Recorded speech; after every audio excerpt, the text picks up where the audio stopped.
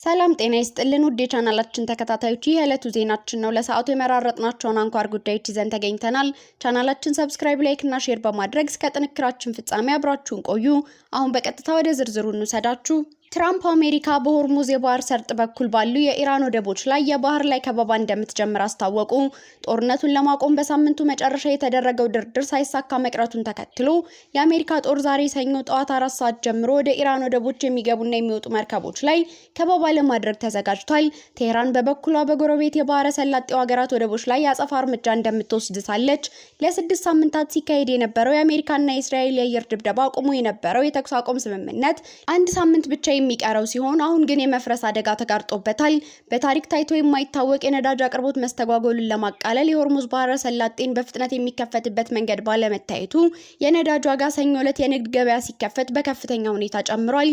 አንድ የኢራን ወታደራዊ ቃል አቀባይ አሜሪካ በዓለም አቀፍ የመርከብ ጉዞ ላይ የምታደርገውን ማንኛውንም ገደብ የባህር ላይ ወንበዴነት ሲሉ የጠሩት ሲሆን የኢራን ወደቦች ስጋት ላይ ከወደቁ በባህረ ሰላጤውም ሆነ በኦማን ባህረ ሰላጤ ምንም አይነት አስተማማኝ ወደብ እንደማይኖር አስጠንቅቀዋል። የኢራን አብዮታዊ ዘበኛ ኃይል በበኩሉ ወደ ባህር ሰርጡ የሚጠጋ ማንኛውም ወታደራዊ መርከብ የተኩስ አቁም ስምምነቱን እንደመጣስ ይቆጠራል ብሏል። የአሜሪካ ጦር በኦማን ባህረ ሰላጤና በአረቢያው ባህር እገዳ ለመጣል ተዘጋጅቷል። ሮይተርስ የዜና ወኪል የአሜሪካ መገናኛ እዝ ለባህር ተጓዦች ያስተላለፈውን መልእክት ጠቅሶ እንደዘገበው ይህ እገዳ ማንኛውንም መርከብ የየትኛውንም ሀገር ሰንደቅ ዓላማ ቢውለበለብ የሚመለከት ይሆናል። ሴንትኮም በማስጠንቀቂያው ላይ ያለ ፈቃድ ወደ ተከለከለው ቀጠና የሚገቡ ወይም የሚወጡ መርከቦችን በመጥለፍ አቅጣጫቸውን እንዲቀይሩ በማድረግና በቁጥጥር ስር በመዋል እርምጃ ይወስድባቸዋል ብሏል። ይሁን እንጂ እንደ ምግብና የሕክምና ቁሳቁስ ያሉ ሰብአዊ እርዳታ የጫኑ መርከቦች ፍተሻ ከተደረገባቸው በኋላ እንዲያልፉ እንደሚፈቅድላቸው መግለጫው አክሎ ገልጿል። እገዳው በዛሬው ዕለት ከቀኑ 14 ሰዓት ጀምሮ ተግባራዊ እንደሚሆን መግለጫው አረጋግጧል። በተመሳሳይ እስራኤል በሊባኖስ የሚገኘውና በኢራን በሚደገፈው ሂዝቦላ ላይ የምታደርገውን ጥቃት የቀጠለች ሲሆን ሰኞ ዕለት የእስራኤል ወታደሮች አንዲት ቁልፍ የደቡብ ሊባኖስ ከተማ ከቡድኑ ለመንጠቅ ጥቃት ሰንዝረዋል። እስራኤልና አሜሪካ በሂዝቦላ ላይ የሚካሄደው ዘመቻ የተኩስ አቁም ስምምነቱ አካል አይደለም ሲሉ ኢራን ግን ስምምነቱ ሁሉንም ሊያጠቃልል ይገባል በማለት እየተከራከረች ትገኛለች። የኢራን ፓርላማ አፈ ጉባኤ መሐመድ ባጋር ጋሊባፍ ኢራን ለዛቻ አትንበረከክም ሲሉ ካጠቁን እንመክታለን ብለዋል። የኢራን እስላማዊ አብዮታዊ ዘበኛ ኃይል በበኩሉ ወደ ሆርሙዝ የባህር ሰርጥ የሚጠጉ ወታደራዊ መርከቦች ጥብቅ እርምጃ ይወሰድባቸዋል ሲሉ አስጠንቅቀዋል።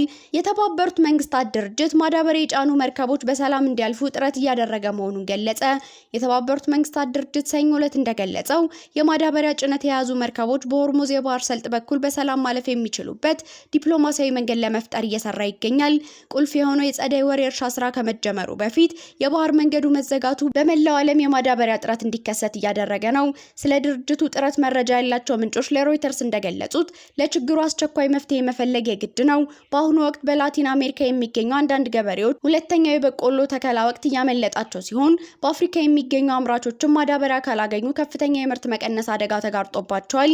የተባበሩት መንግስታት ድርጅት የፕሮጀክት አገልግሎቶች ቢሮ የኮሚኒኬሽን ዳይሬክቶሬት ጁሊየት ቱማ ለሮይተርስ እንደገለጹት ይህንን የአሰራር ዘዴ ለመቅረጽና ተግባራዊ ለማድረግ ባለፉት 2 ሳምንታት ውስጥ ከሚመለከታቸው አባል ሀገራት ጋር በኒውዮርክ ሰፊ ስብሰባዎች ተካሂደዋል። እስራኤል አሜሪካ የሆርሙዝ መጥን መዝጋቷን እንደምትደግፍ አስታወቀች። የእስራኤል ጠቅላይ ሚኒስትር ቤንያሚን ኔታንያሁ አሜሪካ ወደ ኢራን ወደቦች የሚደረጉ የባህር ጉዞዎችን ማገዷን እንደሚደግፉ ተናገሩ። ጠቅላይ ሚኒስትሩ ለካቢኔያቸው በቪዲዮ ባስተላለፉት መልእክት ፕሬዝዳንት ትራምፕ የባህር ጉዟቸው ላይ እገዳ ለመጣል ወስነዋል።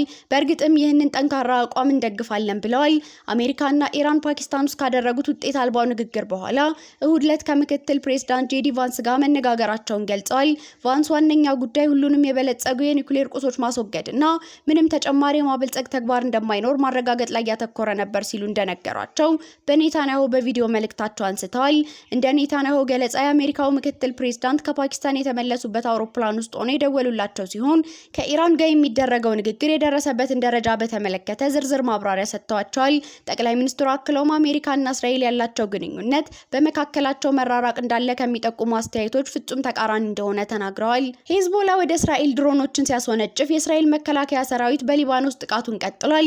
ዩናይትድ ስቴትስ በኢራን ወደቦች ላይ የባህር ላይ ከበባ እንደምታደርግ እየዛተች ባለችበት በዚህ ወቅት በመካከለኛው ምስራቅ ያለው ውጊያ ቀጥሏል። ዛሬ ሂዝቦላ በእስራኤል ሚሳኤል ሾሎሚ በተባለች ስፍራ በሚገኝ የእስራኤል ወታደሮች ላይ የድሮን ጥቃት መሰንዘሩን አስታውቋል። በአንጻሩ የእስራኤል መከላከያ ሰራዊት ወታደሮቹ በደቡብ ሊባኖስ የምትገኘውን ቁልፍ ከተማ ቢንት ጂቤልን መክበባቸውን አስታውቀዋል። መከላከያ ሰራዊቱ ባወጣው ወቅታዊ መረጃ ጦሩ በደቡብ ሊባኖስ የሚያካሂደውን ወታደራዊ ዘመቻ እያሰፋ መሆኑን ገልጿል። ሰራዊቱ በዚቹ ከተማ በሰነዘረው ጥቃት 100 የሂዝቦላ ተዋጊዎችን መግደሉንና በአካባቢው በመቶዎች የሚቆጠሩ የጦር መሳሪያዎችን መማረኩን አስታውቋል። ቻይና ለኢራን የጦር መሳሪያ ሸጣለች መባሉን አስተባበለች። ቻይና ለኢራን የጦር መሳሪያ አቅርባለች ወይም ለማቅረብ ታስባለች የሚለውን ውንጀላ መሰረተ ቢስ ነው ስትል አጣጥላለች። ሰኞ ዕለታዊ ጋዜጣ መግለጫ የሰጡት የቻይና የውጭ ጉዳይ ሚኒስቴር ቃል አቀባይ ሀገራቸው ለኢራን የጦር መሳሪያ አቅርባለች ወይም ለማቅረብ አቅዳ ነበር የሚለው ዘገባ መሰረተ ቢስ ውንጀላ ነው ሲሉ አጣጥለውታል። የአሜሪካ መገናኛ ብዙሃን የደህንነት ምንጮችን በመጥቀስ ቻይና ለኢራን የጦር መሳሪያ ታቀርባለች ሲሉ መዘገባቸውን ተከትሎ ስጋት ተፈጥሯል።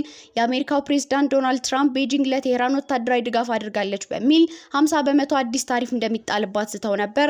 ቻይና የፕሬዝዳንቱን ውንጀላ ያስተባበለችው ሲኤንኤን 3 የአሜሪካ የደህንነት ምንጮችን ጠቅሶ በጥቂት ሳምንታት ውስጥ ለኢራን አዲስ የአየር መቃወሚያ ስርዓት ልታቀርብ ነው ሲል መዘገቡን ተከትሎ ነው። በሳምንቱ መጨረሻ ላይ ዘ ኒውዮርክ ታይምስ እንዲሁም የአሜሪካ ባለስልጣናትን ጠቅሶ ቤጂንግ ትከሻ ላይ ተደርጎ የሚተኮስ ሚሳኤል ሳትልክ አትቀርም ብሏል። ቻይና እነዚህን ዘገባዎች በማስተባበል ወታደራዊ ቁሳቁሶች ወደ ሌሎች ሀገራት በሚላክበት ወቅት የሀገሪቱን የውጭ ንግድ ቁጥጥር ህግና ደንቦች እንዲሁም በዓለም አቀፍ ግዴታዎች መሰረት ጥብቅ ቁጥጥሮችን በመተግበር ሁልጊዜ ጥንቃቄና ኃላፊነት የተሞላበት እርምጃ እንወስዳለን ብላለች። የውጭ ጉዳይ ሚኒስቴር ቃል አቀባይ ጉኦ ጂያንግ መሰረተ ቢስ ውንጀላዎችን ወይም ሆን ተብለው የሚደረጉ ማዛመዶችን እንቃወማለን ሲሉ በዕለታዊ ጋዜጣዊ መግለጫቸው ወቅት ተናግረዋል። የሰዓቱ መረጃዎቻችን ያዳመጣችሁትን ይመስል ነበር። ስለተከታተላችሁን እያመሰገን ቻናላችንን ሰብስክራይብ፣ ላይክ እና ሼር በማድረግ ቤተሰብ እንድትሆኑ እየጋበዝን በዚሁ ተሰናበትን።